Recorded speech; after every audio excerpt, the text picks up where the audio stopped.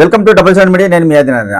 నా వీడియో చూస్తున్న ప్రతి ఒక్కరూ లైక్ చేసి, షేర్ చేసి, కామెంట్ చేసి, అలాగే ఛానల్ను సబ్స్క్రైబ్ చేసుకోవాలని కోరుకుంటున్నాను. ఇక వీడియోలోకి వెళితే, ఇటీవల కాలంలో కూటమిలో ఏదో ఒక రూపంలో విభేదాలు వస్తూనే ఉన్నాయి. ఇటీవలే మనం చూసాము, పిఠాపురం నియోజకవర్గంలో జనసేన పార్టీ 12వ ఆవిర్భావ సభ ఏర్పాటు చేసింది. ఆ సమయంలో డిప్యూటీ సీఎం పవన్ కళ్యాణ్ గారు, అలాగే ఆయన సోదరుడు నాగబాబు గారు కొన్ని వ్యాఖ్యలు చేయడం జరిగింది. వాటిపై టీడీపీ వర్గాలలో విస్తృతంగా చర్చ జరిగింది. సోషల్ మీడియాలో కూడా వారు చేసిన వ్యాఖ్యలపై అనేక పోస్టులు పెట్టారు తెలుగుదేశం పార్టీ సోషల్ మీడియా కార్యకర్తలు.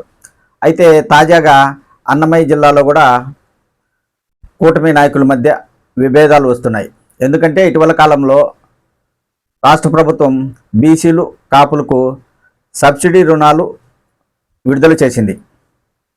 దరఖాస్తు చేసుకోవాలని కూడా ప్రభుత్వం ప్రకటించడం జరిగింది. అయితే చాలా మండలాలలో తెలుగుదేశం పార్టీ నాయకులు జనసేన, బీజేపీ పార్టీ నాయకులను పట్టించుకోకుండా వారికి సంబంధించిన వారికే సబ్సిడీ రుణాలు మంజూరు చేస్తున్నారు. వారికి వారే నిర్ణయాలు తీసుకుంటూ ఆయా మండలాల ఎంపీడీఓల దగ్గరకు వెళ్ళి వారికి సంబంధించిన వారికి సిఫారసు చేస్తున్నారు రుణాలు మంజూరు చేయమని అనే చర్చ అయితే ఇప్పుడు ఒకటి సాగుతుంది. ప్రస్తుతం కూటమిలో జనసేన, తెలుగుదేశం, బీజేపీ పార్టీలు కలిసి ఉన్నాయి. ప్రభుత్వం నుంచి రాబోయే కాలంలో చాలా పథకాలు విడుదలవుతాయి.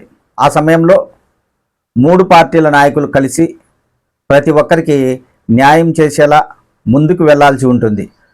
అయితే మండలాలలో తెలుగుదేశం పార్టీ నాయకులు ఒకే విధానం పాటిస్తున్నారని బీజేపీ, జనసేన పార్టీల నాయకులు ఆవేదన వ్యక్తం చేస్తున్నారు.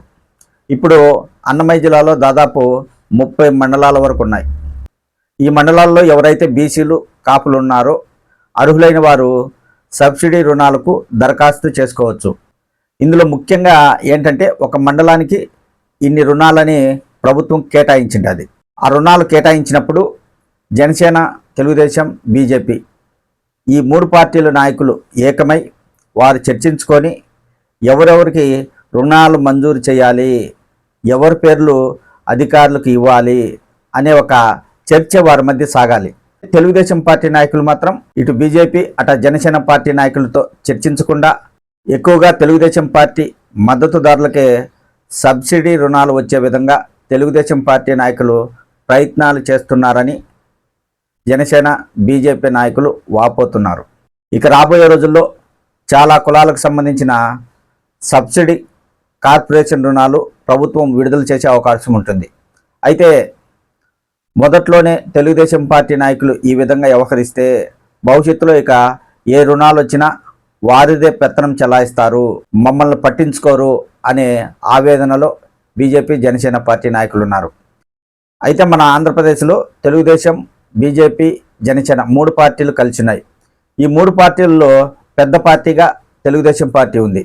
ఆ పార్టీకి దాదాపు 134 ఎమ్మెల్యే సీట్లు వచ్చాయి. జనసేన పార్టీకి 21 ఎమ్మెల్యేలు వచ్చాయి. బీజేపీకి ఇంకా తక్కువ వచ్చాయి.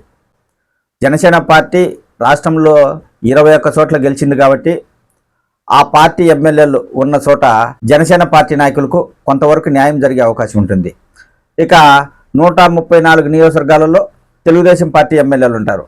మరి ఆ నియోజకవర్గాలలో బీజేపీ, జనసేన పార్టీ నాయకులకు తగినంత న్యాయం జరుగుతుందా లేదా అనేది ఇప్పుడు చర్చకు వస్తుంది.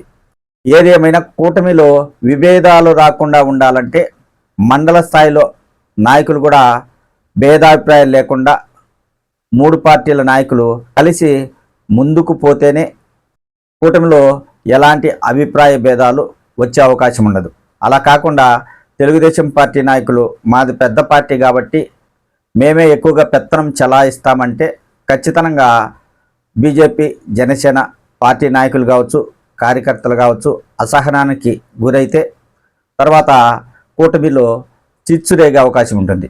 ఇది నాయకులు గమనించాలి. రాబోయే రోజుల్లో ప్రభుత్వం నుంచి చాలా సంక్షేమ పథకాలు విడుదలయ్యే అవకాశం ఉంటుంది. ఆ సంక్షేమ పథకాలు ఎవరికి ఇవ్వాలి, ఎవరికి ఇవ్వకూడదు, అర్హులు, అనర్హులు ఎవరు అని గుర్తించాలంటే ఆయా మండలాల నాయకులకే తెలుసు.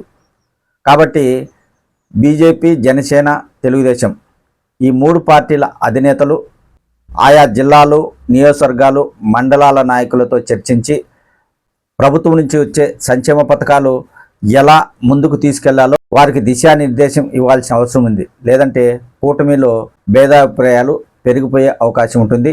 అప్పుడు కూటమి విడిపోయే అవకాశాలు ఎక్కువగా ఉంటాయి. ఖచ్చితంగా అయితే అధినేతలు నాయకులపై శ్రద్ధ పెట్టాల్సిన అవసరం ఉంది.